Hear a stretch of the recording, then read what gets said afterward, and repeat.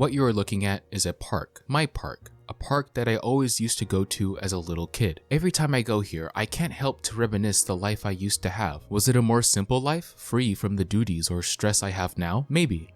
Maybe not. You see, as adults, regardless on whether or not we remember the good or bad things we experienced in our time, when we reminisce about our past, we remember events that we want to recapture. The term recapture is important here. It's the memorable past events that we try to somewhat implement into our seemingly busy lives. Perhaps today, as a pastime, you play Pokemon or hang out with the occasional old friend in high school. In instances like these, you unfortunately can't recapture all the magic that you used to feel when you were a lot younger. The workload, whether at school or work, gets bigger and bigger, and as your sense of time gets strangled by the things necessary to sustain you, the video games, leisurely talking to friends, the motivation to create memorable events begin to fade away. One thing's for certain, however, when you rekindle that energy to set aside the time to enjoy what you love, Jesus Christ, it feels so damn good. Ranking of Kings is that recapture of childhood innocence, adventure, and exploration. It's literally the meme of, God, I wish that were me, in anime form. It strikes you with a magical presence I never knew existed. When you're a seasonal anime viewer, you think you've seen it all, but every once in a while comes an anime original that violently starts knocking on your door, ready to suck your cock and call themselves a JoJo fan. In 2021, watching Odd Taxi gave me that feeling of, oh wait, anime is still evolving. It's always evolving, and boy, was my last year's self absolutely correct, because come 2022, we got something that was so eye-pleasing, jaw-dropping, and JoJo sucking that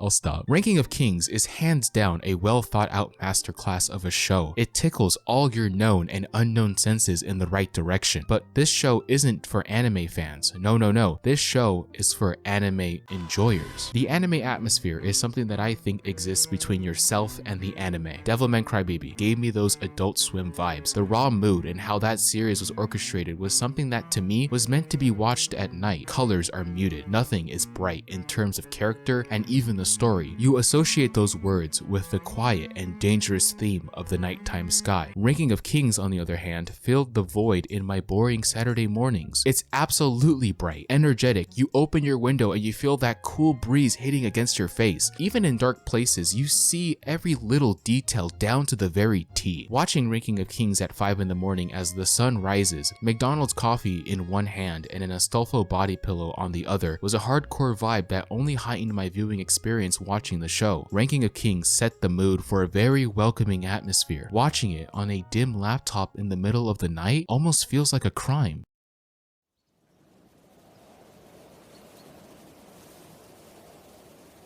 What happens when you are next in line to be king of a prosperous country but have none of the qualities necessary to be one? You need that posture, an inspiring voice to reassure that they are in safe hands.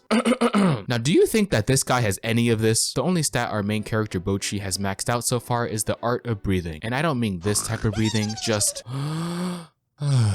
that type of breathing. Bojji got the short end of the stick in every single aspect. He was not only born weak, but the mans can't even hear. Through the eyes of the audience, the very beginning of the show displays Bojji as a character who's struggling. In almost every interaction he's in, it always feels like he's never fighting a winning battle. He's not considered normal to the people who surround him. Why is he royalty? Is he even fit to lead a country? You hear this kind of stuff being thrown at Bojji in a tasteless manner, but does he get discouraged from this? Absolutely not. He continues life without a care in the world. These are the type of people who you root for the most. The inner struggles of a main character is always a show's hidden selling point. It motivates our main character, and in a way, it motivates you, the viewer. Bojji was supposed to be the next in line to be king, but certain obstacles stopped him from claiming that title. How can a small boy who doesn't have the strength or doesn't have the ability to even hear reclaim his rightful place on the throne? A easy to follow, strong story like this will make any protagonist go through some of the harshest conditions to obtain that dream. As regular human beings, something that feels better than passing an important exam or landing your life-changing career is overcoming adversity. The phrase "surpass your limits" for me come to mind. A lot of the time we're so focused on the end goal, never with what's in front of us. If I were to describe it with a graph, it would look something like this, and the inner struggles would be somewhere around here. When it comes to overcoming these internal struggles, there will always be those high and low points every main character goes goes through. Pieces of traditional film media like TV shows or movies would like their graphs sorta elongated, filled with more inner struggles to sell the main character as they go through whatever journey they're up against. But what if I told you that Ranking of Kings sold its show with only half the amount of effort they got from start to finish, with less detail, a less heavily driven plot, and less prominent character progression? Detail doesn't necessarily mean better. Bojji is the type of guy I would dap up in the streets. He is not a character that requires a lot of investment. You know that he can't hear, and you know he wants to be the king. Sometimes you don't need that deep of a character's background history to understand what a character is going through. And even if you do, you can't. This man is literally a child who has no background history, who is formulating his own life's history as the anime chugs along. In all 23 episodes, you root for the kid. Perhaps Bojji as a character shines the brightest because you see something in him, something that reminds us of how we all used to be as kids. An innocent child striving to be the best person possible regardless of his disabilities. Bojji does become king, and there's a particular scene in the final episode where it just got me silently thinking. Scenes with no dialogue, meant for the viewer to just observe and quietly listen. Although there was construction outside my house, I still thought, wow,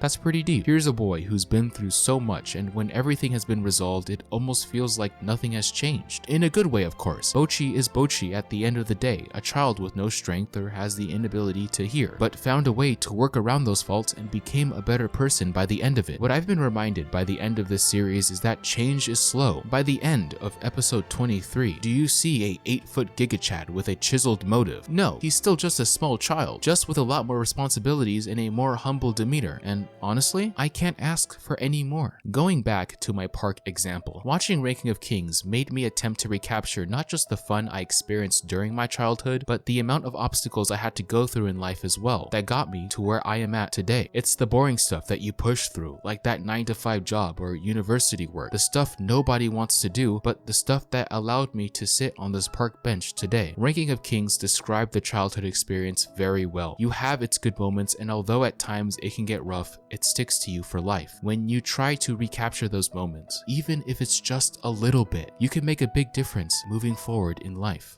Thank you. Bro, I'm too old for this. Jeez.